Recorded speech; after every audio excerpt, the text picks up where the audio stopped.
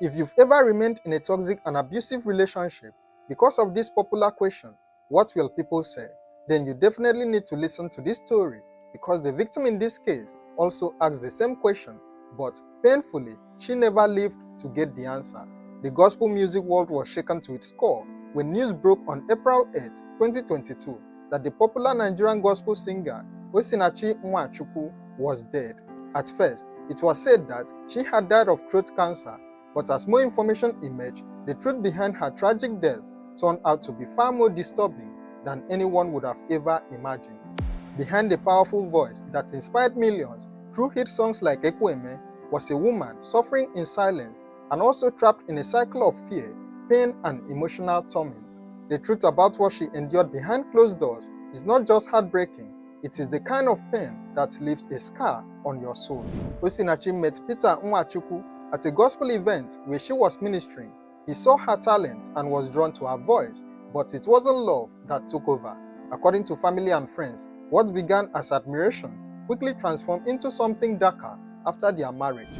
From the beginning, Peter established himself as more than just a husband. He became Osinachi's manager, controlling every aspect of her career and life. He negotiated all her performance fees, managed her social media accounts, controlled her phones, and perhaps, most disturbingly, kept all the money from her flourishing ministry for himself. The isolation tactics began early.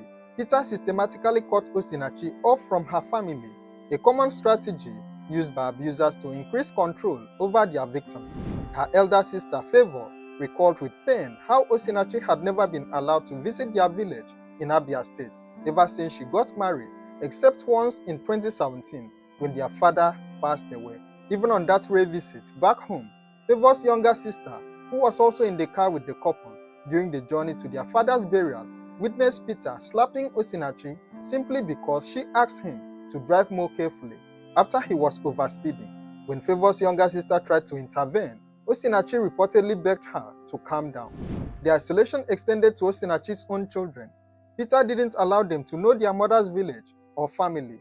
Her mother was never allowed to perform the traditional omugwo for any of Osinachi's 4 children, a cherished cultural practice where a grandmother cares for her daughter and newborn after childbirth.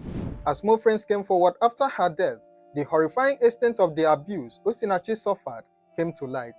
According to multiple sources, including fellow gospel artists who knew her personally, Peter's abuse was both physical and psychological. He would beat her regularly, sometimes with a kind of severity that made her require medical attention.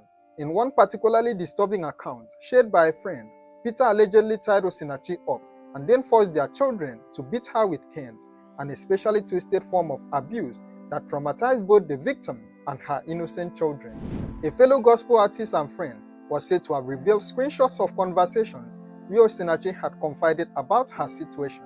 In the screenshot, Osinachi was quoted saying, "If not for the church and what people will say, I would have left this marriage." This made it clear that the fear of judgment from the Christian community and also her followers partly contributed to her being trapped in the toxic marriage. The control extended to her professional life as well. One friend recounted how Peter would lock Osinachi in the house, even on days when she had concerts that the organizers had already paid for. On one occasion, when Osinachi was invited to perform at an event called The Invasion in 2019, she had to secretly sneak out of her home to honor the invitation. The event organizer later revealed that Peter had threatened them on the phone and also declared that his wife would not be allowed to return home if she attended the event. In another instance shared by popular singer Frank Edwards, Peter slapped Osinachi in a recording studio simply because she wanted to record a song in her native Igbo language against his wishes. According to Edwards, Osinachi could not do anything on her own. If you needed her to do something, she would ask you to first of all beg her husband. Osinachi was at the mercy of her husband. The financial abuse was equally severe. Despite Osinachi's success as a gospel artist, she had no access to her earnings. Peter, acting as her manager, collected all payments for her performances, leaving her with little or nothing. At one point, when Osinachi refused to give the password to her YouTube music channel, he spat on her and then claimed that the money in his account was finished, a clear tactic to make her feel guilty and dependent. The events leading to Osinachi's death revealed just how dangerous her situation had become. According to her sister Favor, Peter kicked Osinachi in the chest during one of his violent episodes. The impact was so severe that it created clusters of blood in her chest, an injury that would ultimately prove fatal.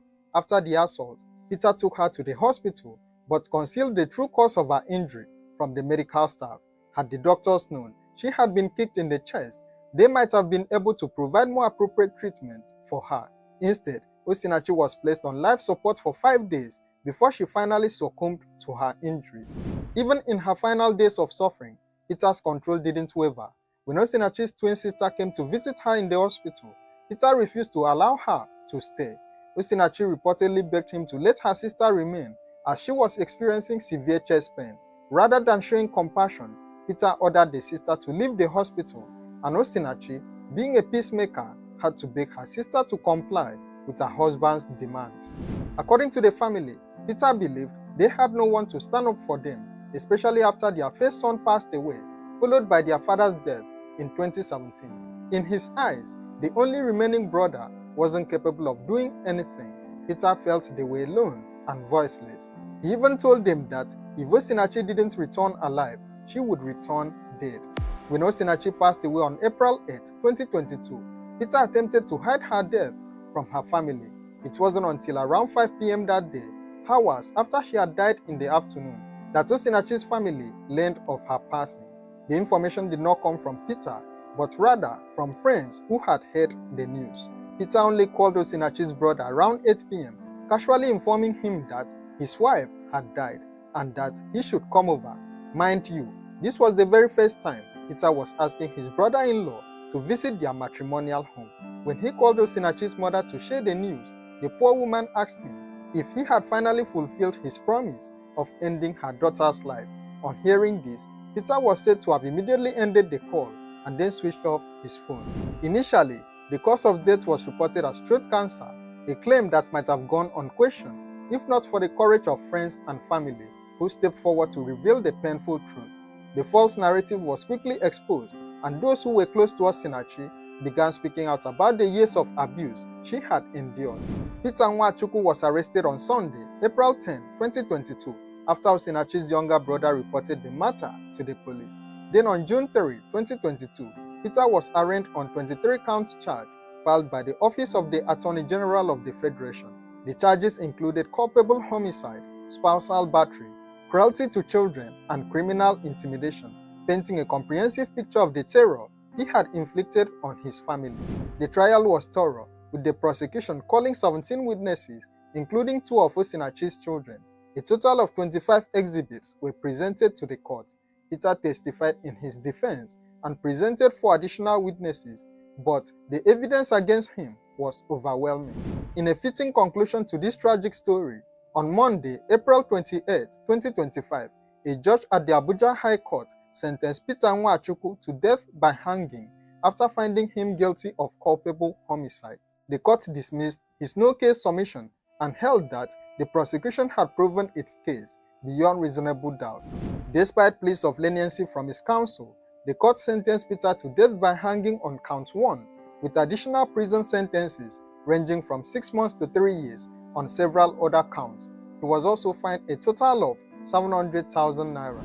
Osinachi's story is a powerful reminder of the dangers of remaining silent in the face of abuse. The question, "What will people say?"